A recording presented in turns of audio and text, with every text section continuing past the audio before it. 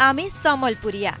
मधुर आमर भाषा मधुर आमर लोकगीत रंगवती डाल खाई आउ रसरकेली सुंदर आमर पिंधे नुढ़ेन धयन धयन आमर माँ समले आमर हाथ बुना डिजाइन डिजाइन समलपुरी कपटा कार मन के नाई लुभे देश विदेश से कहीं केते ख्याति पायलान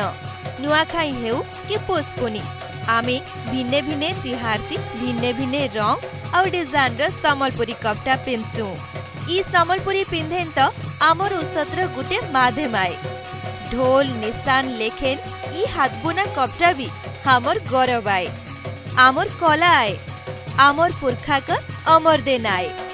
ई कला के बचामा और समलपुरी पिंधमा देसी रंग और हाथ बुनेर ईटा आए कला पिंधिथिले हो बंधु बांधव दिही के नाई करे जला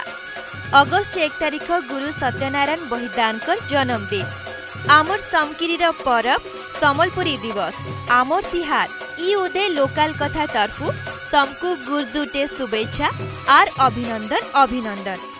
माँ समले समकु पंथी ढापी की रखी थाउ।